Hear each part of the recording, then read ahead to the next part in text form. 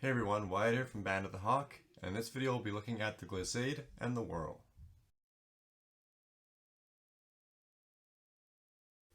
Let's start with the Glizade. So Mathewson from 1805 describes the Glizade as such. The Glizade is performed by dexterously making your sword slip along your adversary's blade, forcing his inside guard so that you may throw a cut at the right side of his head or neck. This is best done if they're more point forward, or it can be done after a parry. So you're going to place the strong of your blade on their weak, and you're going to perform a cutting motion down their blade primarily using your fingers. So this is basically a wrist cut down their blade. So done correctly, this will throw their blade down and create an opening to strike. So the Glizade from the inside guard is done with the opponent's point a little more forward. So maybe either they're presenting their point, or maybe it's done after a parry. But I want to get the weak of their sword on the strong of my sword. From there I'm going to do a cut 7 down their blade, kind of aiming about 6 or so inches to the left of their hilt. That's going to drive their sword downwards. That's going to open them up to any type of counter, right? So again, his point's online. I've either parried it or I've just gathered it. Strong on their weak, cut down, cut to the arm, cut to the head.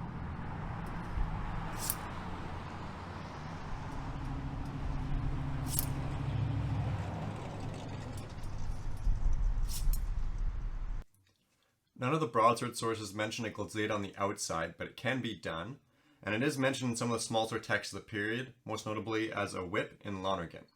So the Glizade on the outside is done very similar, where either I've maybe parried their sword, or they're just presenting point forward and I just gather it. Strong on weak again. Again, a cut 7 straight down their blade, aiming about 6 or so inches to the right of their sword this time. It's going to drive their sword down as such, and then I can cut to the arm, cut to the head. Glizade on the outside.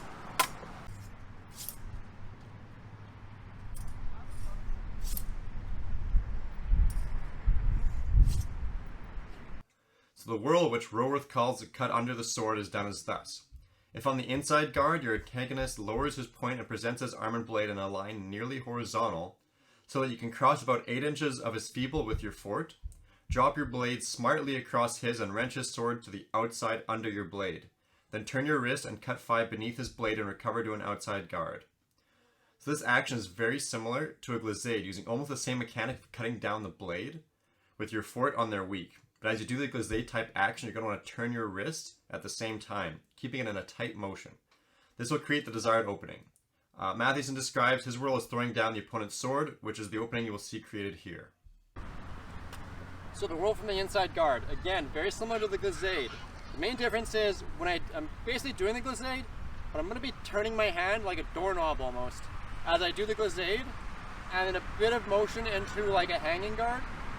So I can do this either like right into a hanging guard, a nice big one, or I can keep it a little tighter and then kind of transition out into an arm cut. But essentially I'm in the same position I was for the Glizade, again after a parry or just they're very point forward.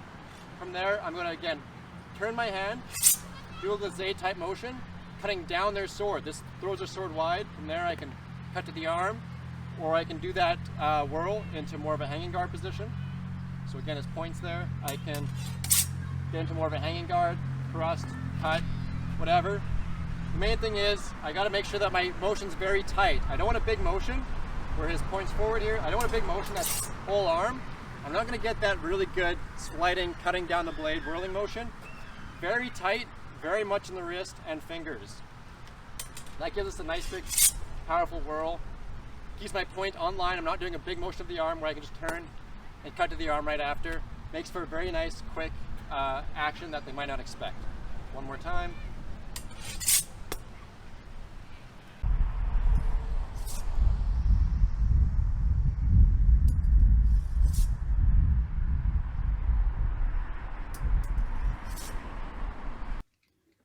So we can do a Whirl from the outside guard as well. I find that when I do it, my opponent's sword gets a little stuck around their feet. It doesn't make the same desired opening as you might see in some of the texts. But you can do this Whirl with a false edge as well, rather than the true edge, and this does make a pretty nice opening, as you will see here. So the Whirl from the outside is a bit tricky to do on the true edge, because a lot of the times I do that same motion like I'm doing a Glizade, and I'm going to turn my hand the other way, doing more of a cut 3 motion. But it doesn't send their arm flying just quite the same way as the inside Whirl does. A lot of times their sword might get stuck a little more lower down, hitting their leg. Still opens me up for a good cut to the hand, but doesn't make a very big whirling motion like the inside one does. So again, very similar to the Glizade. I'm cutting down the blade, turning the hand, opens up for a cut to the arm or potentially the head. I can also do this with a false edge. From there I'm going to do that same thing. I've gathered it, come over the blade, I'm going to use my false edge as my true edge. I'm going to do a big motion of the arm, sweeping it across my body and kind of flicking it up at the end. What this does is kind of sends their sword kind of whirling a little bit bigger, and it leaves me primed up here to just come right down with a cut. So again, true edge, get to the arm, false edge, and now I'm primed to just hit him in the head or wherever.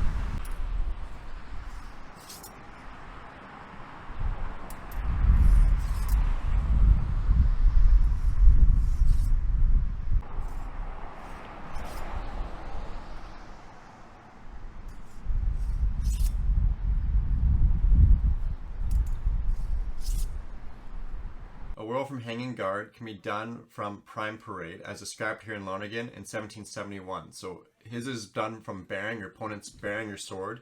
You kind of just go with it and come into a prime parade. Potentially this could be done from a cut 5, as I show in the video, pairing a cut 5.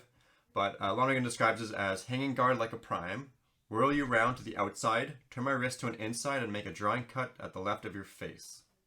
So you can do a whirl from a hanging guard. It's best done from prime parade, which is this parry here. So it's done after maybe they've done a high cut 5 to my head.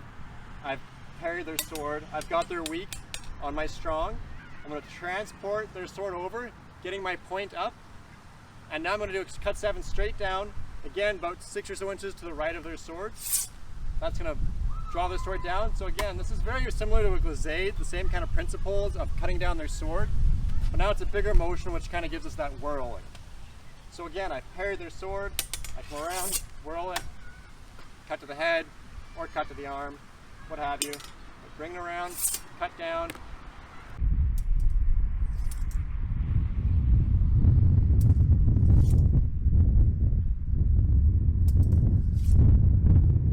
So that's a look at the Glizade and the Whirl.